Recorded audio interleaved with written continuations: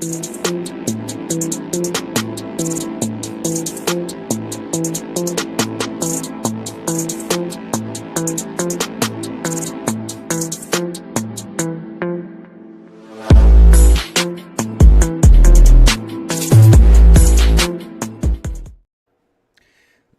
mind me rocking out to the theme song. Hello, and what is up, everybody? It's me, Marty the Meatman here, your host of Cross Court Coverage, your all-NBA Celtics-focused podcast, proudly brought to you by Boston Sports Zone, the Boston Sports Zone Network. Oh, boy, are we growing. Are we getting bigger by the day? Love to see it. Fantastic articles have been pumping out left and right. Check it out at sportszone_boss on Twitter, on X, and at sportszone_BOS on YouTube as well. We got podcasts covering all four major sports, some of them doing it at the same time, some of them just covering the New England Patriots, the Boston Bruins, the Boston Red Sox, and right here, don't know why I got the pinky, the Boston Celtics. So be sure to check out everything that Boston Sports Zone has going on, because we'll see you on the other side of the moon. But I do have to, as always, keep the lights on, pay the bills. So shout out to friend of the pod, sponsor of the pod, partner of the pod. That is LongShotsUSA.com. Let me get another banner going for you right now. LongShotsUSA.com. That is the website. That is where you go. Down below, you can see it running. Of course, I didn't click run. There we go. If you enjoy drinking with friends, if you like taking shots, if you want to do it in a more fun and exciting way than you normally would, a handcrafted, handmade, one-of-one shot ski, because you can get this thing customized. You can make it as big, as long as you want. I've seen this thing go up to 30 shots. It's crazy. Handcrafted, made in America, made by a single owner and operator, Long Shots USA. Check them out. Let them know that Marty the Meatman sent you. Let them know that you came here from CCC. I have said it for weeks, and I will continue to say it. I don't know what that gets you when you get in the door, but we're saying it, right?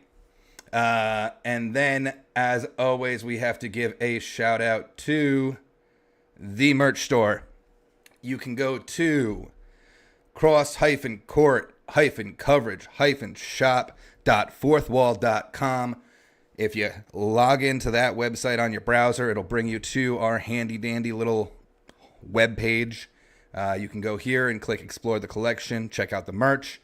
You can also stay connected with the podcast on Spotify, Apple Podcasts, Twitter and X, and YouTube. All various forms of how to get to cross-court coverage.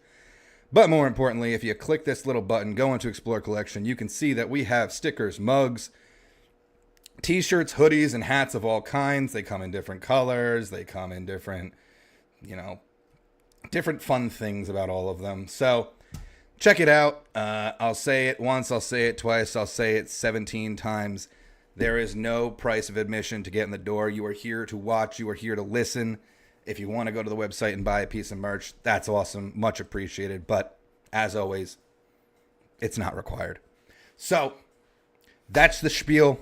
Shout out to Long Shots. Shout out to the merch store. Shout out to everyone on Boston Sports Zone. We kept the lights on. We're here for another week. And what an interesting week it has been in the NBA. I know that Celtics talk has been light. I mainly attribute that to the only news going around is Giannis rumors floating around in the ether. If your team trade JB, if your team, okay, let's try and do it where we make a package of Derek White and all our young stars. I don't see it happening. I just don't see the Boston Celtics being the Giannis landing spot. I don't want Giannis. I don't think that he's the answer to most of our problems. Often injured. A head case himself. I don't need him in our locker room. But I'm not the guy who makes the decisions. Brad Stevens is, and in Brad we trust. So I'm sitting here while all the rumors are flying around, and I'm just letting it rock. So that being said, there is no Celtics news. So what are we going to talk about on an NBA podcast? Well, that other team that has a garden. The New York Knicks. They did the damn thing, as some would say. The New York Knicks are your 2025-2026 NBA champions. Woo! No, for real, let's hear it for the New York Knicks. Honestly, I get it. I'm a Celtics fan. It's Boston versus New York and everything. But I'm also a New Yorker at heart. Born and raised in the state.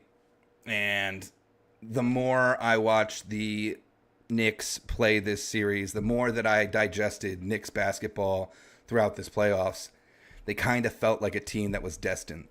53 years was the last time that they won a championship. 53 years ago. I wasn't alive.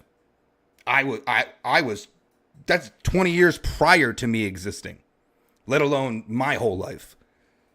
So I can't imagine Gen X, Gen whatever before that, the boomers, I guess, all the old school Knicks fans who have been sitting and waiting for literally 50 years. That's awesome. I got plenty of friends who are Knicks fans. I got plenty of friends who, I had to congratulate, and plenty of friends who were brought to tears and everything. So, look, the New York Knicks did it in miraculous fashion. They did it in crazy fashion because they were one of those teams who went on a 15-game winning streak in the playoffs. They swept the Sixers. They swept the Cavs.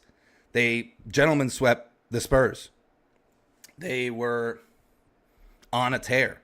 They were beating teams by 20 points on average until they got to the Spurs series. They were holding teams to under 100 points on average before they got to the Spurs series. Let's see. We got a comment here from the Clutch Mode Pod. Shout out Clutch Mode. Lots of smoke over the 24 Celtics path to the title, but you can't say the 26 Knicks had a hard path to the title, but everyone is just hung up on the 53 years. People will argue, and here's the thing. Every single year, there's going to be people that make this argument, and I'm not saying it's a bad argument, but you play the people who are in front of you. You don't choose your path to the finals. You don't choose your path to being a champion. You don't pick the teams that you're going to play. The bracket is how the bracket is, and chaos and mayhem lets the cards fall how they may. The New York Knicks, regardless of who they played, were on a tear. The New York Knicks, when they got to the finals, were poised, were composed, were one of the most unshakable playoff teams I have ever seen. I have never seen a team consistently be down 20 night in and night out and not blink and not have a sweat drip down their face and not shiver and not shake and not break in those moments. The New York Knicks were just so poised and composed and in control. That's why I knew after 3 games they were going to win the whole thing. I came into the series thinking Spurs in 6. I thought you can't stop the alien. You can't stop the youth. You can't stop the speed. Composure, professionalism, veteran, skill, talent, mindset is what won this championship. So it's one of those things where we'll look back on it, and the further and further we go away from, this calendar year, we'll forget who they played along the way. But we'll always look at the final series. We'll always look at Wembanyama's first shot in the finals and how the lights were a little too bright for him. Not saying that as a bad thing. Not knocking Wembanyama at all. I think he's a fantastic talent. I think he's going to continue to develop, which is crazy to say that there's still more ceiling to see out of Victor. But he's not even close to the complete product. Dylan Harper is on the rise. I had him as my rookie of the year. He did not do that in the regular season, but during these playoffs, during those finals, Dylan Harper showed you who I thought he was going to be. So keep an eye out on him. Steph Castle's a dog. Vassell's still young. Foxy, even though he made some boneheaded plays, he's still young. If they keep him around, the core for the Spurs are young. And sometimes for a team to get good, you have to get punched in the mouth. You have to take a giant loss. Look at LeBron.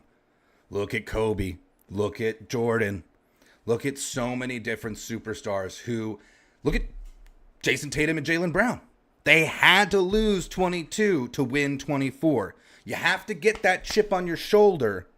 You have to know what it feels like to be that close and have that little bit of a taste and have it ripped away from you.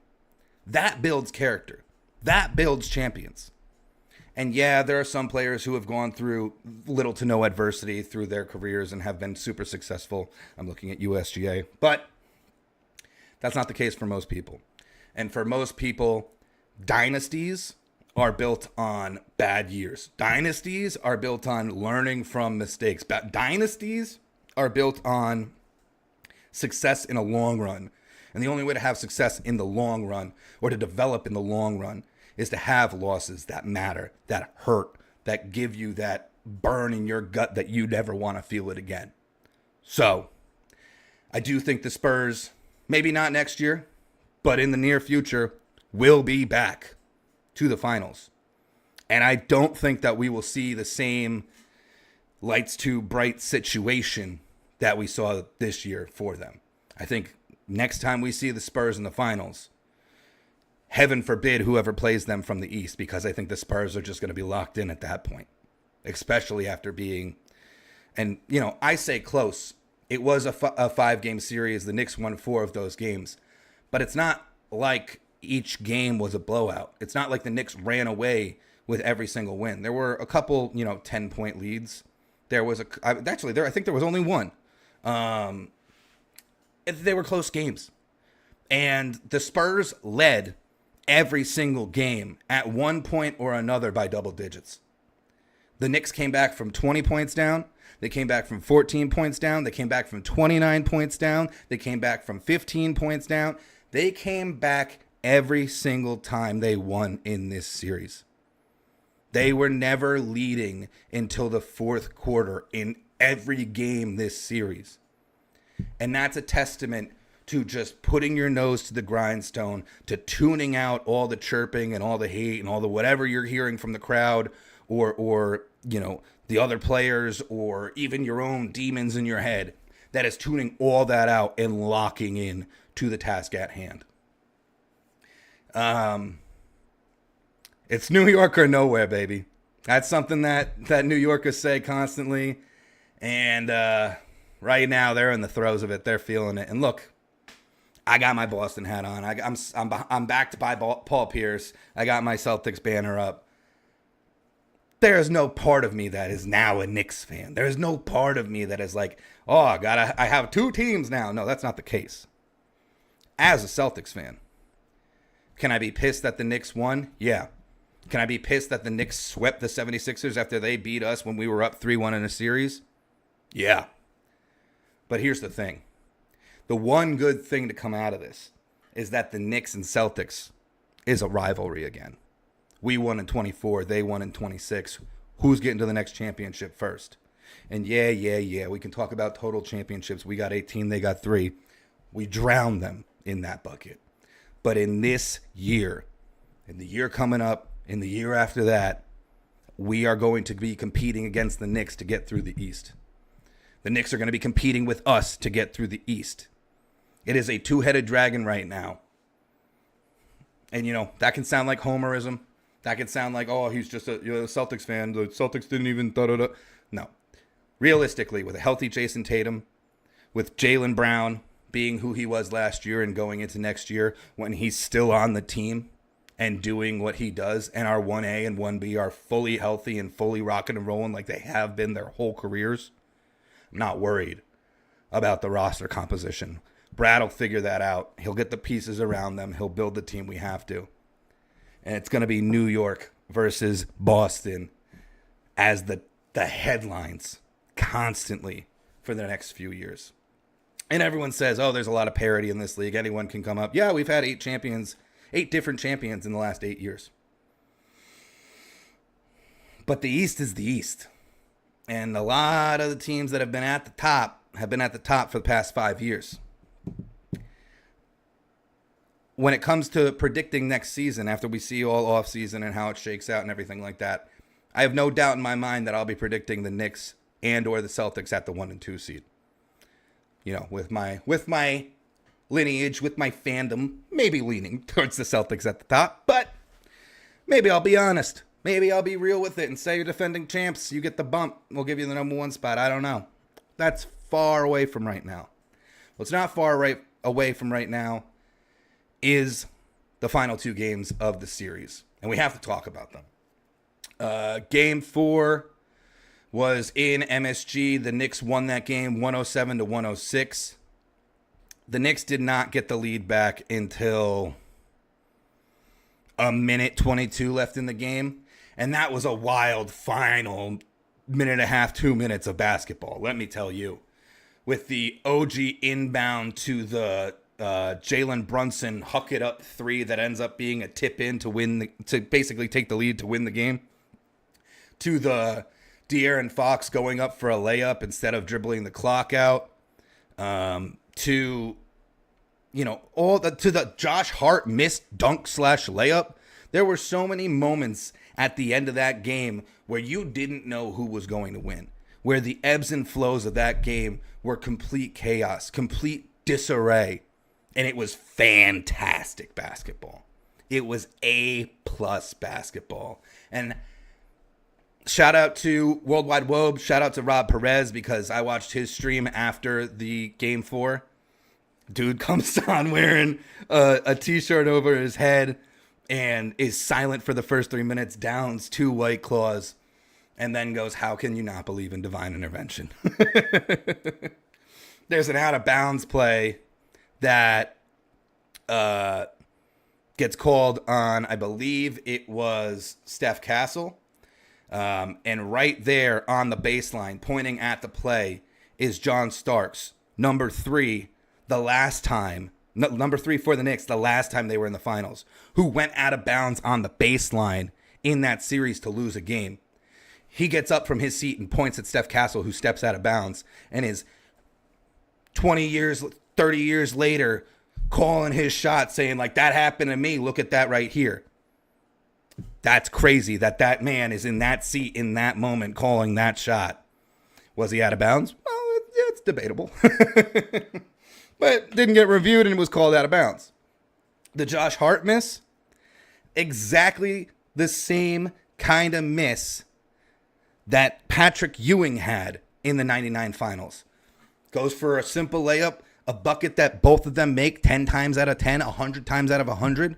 And for whatever reason, it bounces off the heel of the rim and bounces out. And the whole game's in disarray because we don't know what's going to happen next. Because a routine shot that should have gone in doesn't. De'Aaron Fox making a boneheaded play by trying to go up for the two-pointer, going up for the layup, and getting blocked by OG Anunoby when he knew he should have dribbled out the clock. When he's run into this exact situation when Mike Brown, the coach of the Knicks now, was his coach for the Kings, and he called him out for the same kind of play and got fired the next day. Game 4. The basketball gods were in their bag with that one. Game 4 was the game where I knew, doesn't matter if this goes to 6, doesn't matter if this goes to 7, the Knicks are winning. The Knicks are destined to win this.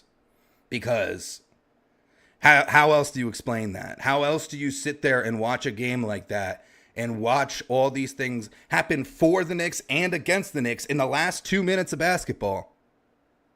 And they come out of that with a W. They win by 1. And even on the final 1.2 seconds left on the clock, they go to inbound it. Josh Hart falls on the coverage. Josh Hart leaves Steph Castle wide open for the alley-oop. And Cat gets his fingertip, just the tippy top of his fingertip on the ball to make it go not where it's supposed to go. And let the clock run out and let the game end. Insanity in the last 2 minutes of Game 4. And that's what finals basketball is about. So I don't care what hat, jersey, t-shirt, whatever you wear. When you watch hoops like that, you know that's good ball. You know that's a quality product. You know that this is why we're here for the finals, and these two teams are the ones that are destined to be in it, and that everything's right. Doesn't matter what teams they were. Doesn't matter what fan you are. That's great basketball, and that's all you want to see in the finals, right? Like, yeah, I'd love to see the Celtics in the finals again, but at the end of the day, it's about good hoops. And that's what that was, and it was one of the craziest games that I have ever watched on television, maybe in my lifetime. Maybe my top non-Celtic game of my entire lifetime. I don't know. Then we go to Game 5, the game that ends up clinching it. And it's the same song and dance. After a little bit of a back and forth first quarter, the Spurs get off to a lead. The Spurs start running. The Spurs get the lead up to, I believe their biggest lead was 16 in this game. And that lasts for until right about 4 minutes left in the fourth. And the Knicks do exactly what they've been doing this whole series. They come back. They put their nose to the grindstone and they grind, motherfucker. They do not say die. They put everything into Jalen Brunson in this game. Jalen Brunson puts up 45 points in a closing game of the NBA Finals. The only player to put up 45 points in a closing game away before Jalen Brunson, Michael Jordan. That is the most points in a closeout game away for any player, and he ties Michael Jordan. And again, you want to talk about divine intervention. You want to talk about a team of destiny. Fits the goddamn narrative. Karl-Anthony Towns fouls out of this game.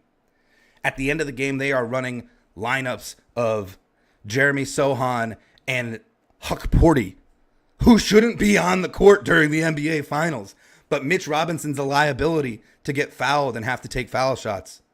And your star center, Cat, is fouled out. He's gone. You have no other choice. And yet they still seal the deal.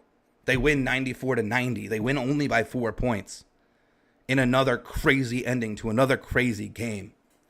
But at the end of it all, the Knicks will be the ones raising the banner.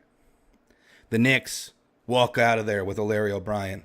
Jalen Brunson walks out of there with the Finals MVP award. The NBA Cup Finals MVP. The Eastern Conference MVP. And the Finals MVP, Jalen Brunson. How can you not sit here and start to talk about the greatness of Jalen Brunson and him maybe being the best Knick of all time? Call me crazy, but he's already in the conversation. He just kicked the door wide open for that conversation. And if you don't believe me or if you don't agree, then I can't argue with you because you aren't on the same planet that I am. You just aren't. So, the Knicks, also, I'm not a big fan of James Dolan, but shout out to James Dolan saying, I'm not hanging the banner for the NBA Cup because we're going to get a bigger banner and a more important banner in June. What a gamble to go out there and say that in public to the media where they're just going to eat headline like that up every day. And for it to pay off,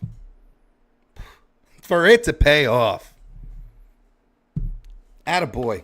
Give yourself a pat on the back, James Dolan. You get that one. And now the Knicks are on their media tour, and you have, I don't know, OG Anunoby high or drunk off his ass on another planet. You got Mikal Bridges hammered on IG Live, talking nonsense. Jalen Brunson's been doing media every single day. Cat's been doing media every single day. The parade's on Thursday. If you're going to New York, have fun. Be safe. Enjoy it. Because I know what it's like to win a championship and be there in the city when it happens. And it's a wonderful thing, and it's an amazing feeling, and I won't take that away from anyone. You know, I'll be gracious. I'll be real. That's awesome. And for it to be such a drought for the Knicks, shout out to them. Hats off to them. Because I didn't believe in them. I didn't want to believe in them. And 3 games in. After they lost game 3 is when I said, nah, they're going to win the whole thing. They made a believer out of me. So I look forward to it. I look forward to highly contested battles against the Knicks in the future, because that's what I want. I want your best. I want our best, and I want to come out on top, but I want to play you at your best. I don't want to keep playing the Knicks when they're a joke of a franchise and being like, haha, we're the better team in this rivalry. It's not a... Joel Embiid said it best, and I will hold this over him and continue this quote forever. It's not a rivalry because they always kick our ass. That's how it felt when people were like, oh, the Knicks and the Celtics are rivals. I'm like, brother, what do you mean? Now, with the 2 past seasons, with the, and I'm not blaming the Knicks, but with the Achilles injury to Tatum in the Knicks series, and they go on and win that series, and then the next year, they sweep the team that beat us after we were up 3-1 to them and go on to win the title. Yeah, the rivalry's back. And I'm hyped. So, that is the finals update. That is the spiel. That is the whole breakdown of what has happened in this past week of basketball. Now, to move over to a different subject, during the playoffs, I have been skipping over headlines left and right because I've been focusing on the basketball. I've been focusing on the playoffs. I've been giving you the updates that I think you want. But now that we have downtime, now that the offseason is officially started for everybody, I think we should catch up on some headlines. Some news and headlines from around the league, starting with, well, I got a whole bunch of leadership shuffles. New faces and new places, new philosophies. Starting with Dallas hiring Masai Ujiri and also firing Jason Kidd. I did not have the firing of Jason Kidd on my bingo card. You have Nico Harrison, who guts the team from underneath him, and then you fire him in a year or two after it doesn't pan out. All right, that's a wild move, but do your thing, Mavericks. Even though Nico's gone, you're still dealing with it. One last point. Rewind it real quick. One last point. Since I brought up Nico Harrison, and I love to dunk on the guy. Nico, me and you, right here. Right here. You had Jalen Brunson, Kristaps Porzingis, and Luka Doncic on the same team. And you blew that shit up. 2 of them have won rings in the last 2-3 years. What an idiot. I will forever take the opportunity to dunk on Nico Harrison. And guess what? Even though he's not in the league right now, somehow, some way, the opportunity keeps presenting itself. So I'll cash in on that any day. The next headline is another pretty shocking one. Philadelphia fires Daryl Morey, which, if you're not familiar with Daryl Morey, he was, the whole James Harden experience and the whole trade saga with him. He was the one that came in after the process and, said the process is done. We got Embiid. We're going to be champions. Bupkis. Nothing to show for it. So they move on from him and replace him with Mike Gansey. And they also promote Jameer Nelson internally. Until you get rid of Joel Embiid and Paul George's contracts, you could have Jesus himself in the goddamn GM room. It wouldn't matter. That's my opinion on the 76ers. And yeah, egg on my face. They knocked us out of the playoffs. Whatever. They're still trash. They still haven't gotten out of the second round since the process ended. So, not my kid, not my problem. Chicago has restructured their basketball operations, hiring Bryson Graham, Steven Mervis, and AC Law. Another team where You could give me a map and highlight the road that they say they're going on, and everyone, not just me, anyone will get lost along the way because there is no clear path. I have no idea what they're doing. Allegedly building around Josh Giddey? Probably not. I don't know. Their roster is a mess. Their organization is a mess. They'll struggle for the next few years to figure all that out. Atlanta is promoting Ansi Sala and extending Quinn Snyder.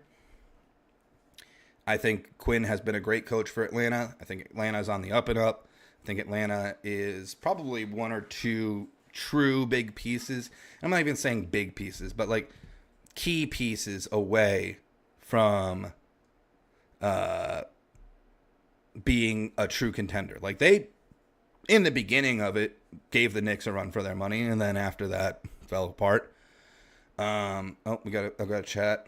Marty the Meatman, handshake, any opportunity to dunk on Nico. Forever and always. That will never change.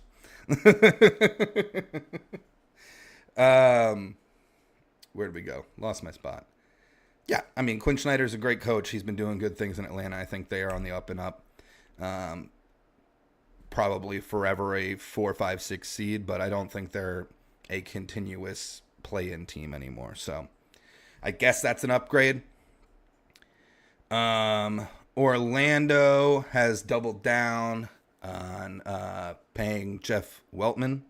So we'll get to Orlando doing something else and not believing in someone. But they do believe in their GM, their president of basketball operations. They've extended his contract. I'm a little in between on this. Like, I don't think Orlando is a threat. I had them rewind, go back to preseason, go back to October. I had Orlando as the number 1 seed in the East. Yeah. Like, well, that didn't happen. But maybe the vision that I saw is still there. And Jeff Weltman's the guy that's going to lead them there. But also following up on Orlando, they did fire their coach, Jamal Mosley. They're hiring Sean Sweeney, who I believe was an assistant coach for the Spurs. So, you know, some finals experience, I suppose, is coming to Orlando. New Orleans then goes and signs Jamal Mosley on a long-term deal.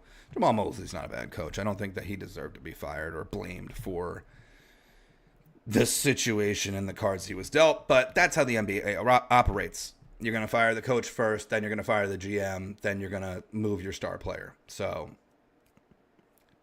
I know they just extended the GM, but if you see the GM of Orlando be fired for any reason, expect Franz and Paolo to be on the trade block. That's just kind of how the dominoes fall in the NBA. Chicago hires Thiago Splitter as their head coach. Good for Thiago. I mean, his whole series and saga with the owner for Portland was bullshit. He was a great interim coach for them, and he did well in the absence of Chauncey Billups because Chauncey had a gambling fiasco. He was indicted by the FBI. You know, that's a weird way to get shoved into a coaching position. And he brought them to the playoffs. And the thanks he got was getting fired and not extended. But he gets a job with Chicago. Not a great job, but a job. Steve Kerr remains the highest paid coach in the league. He extends for another 2 years after dancing around for probably a week or two saying, I might retire. Shut up, Steve. Get out of here. No one cares about the goddamn Warriors anymore. And Dallas is continuing a search now for a head coach because they fired Jason Kidd. Those are my notes on the GMs and basketball presidents and yada yitza. And then another big headline, and this one is its own segment, I suppose. We talked about it before when it was first proposed, but Adam Silver got what he wanted, and I hate it. The new lottery system was voted in.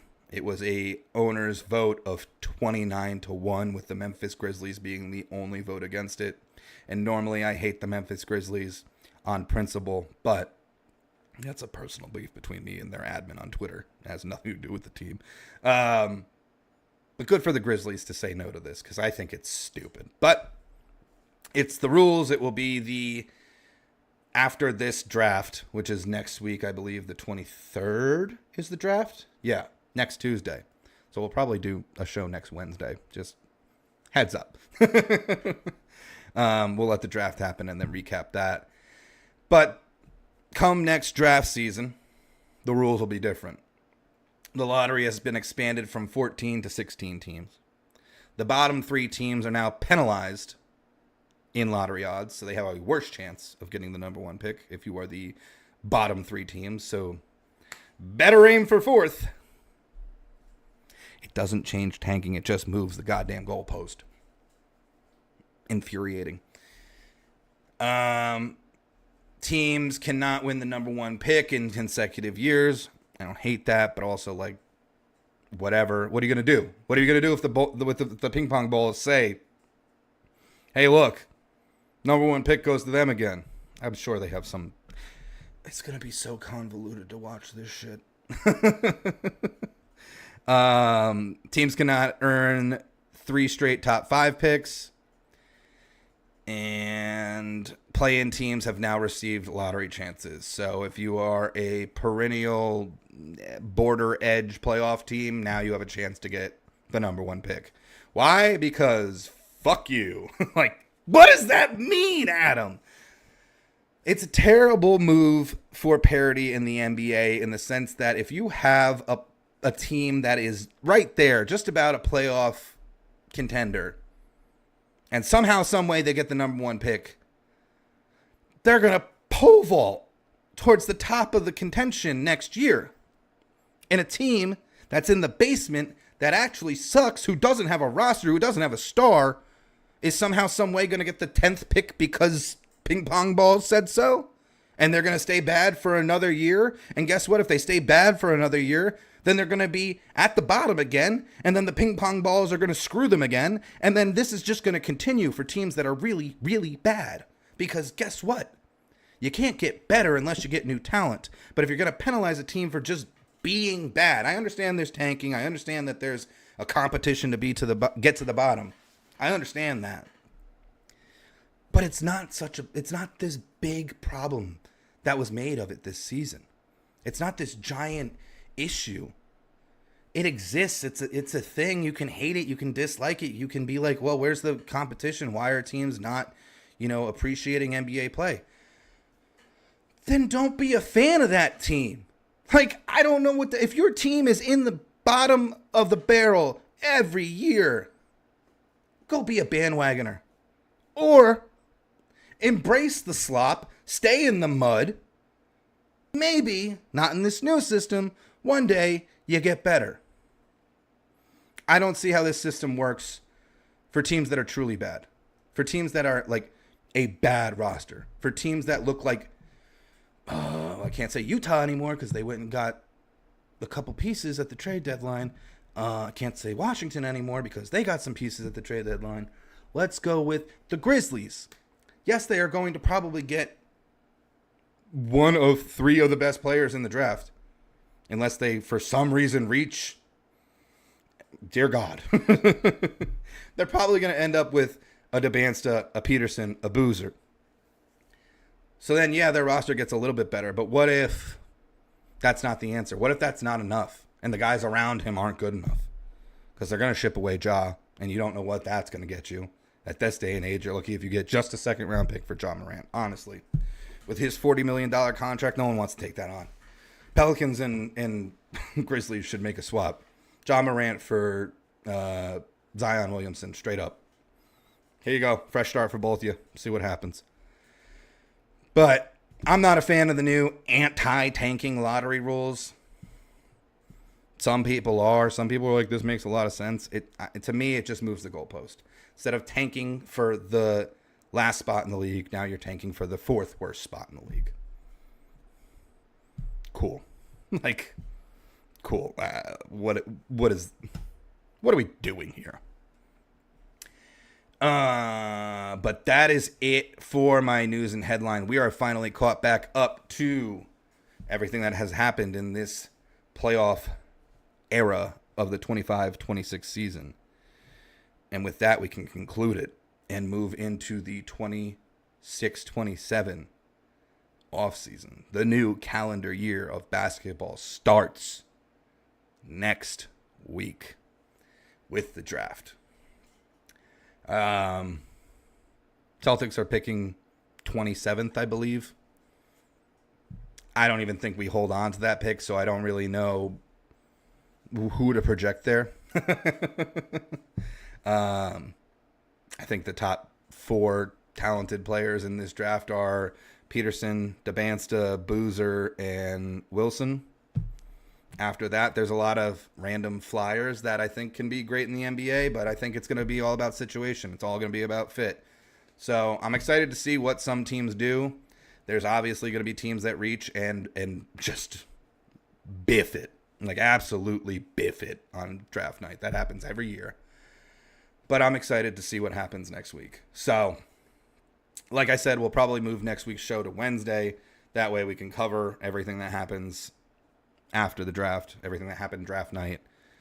Maybe we'll have an end to the Giannis saga, and he won't be in Boston. Fingers crossed.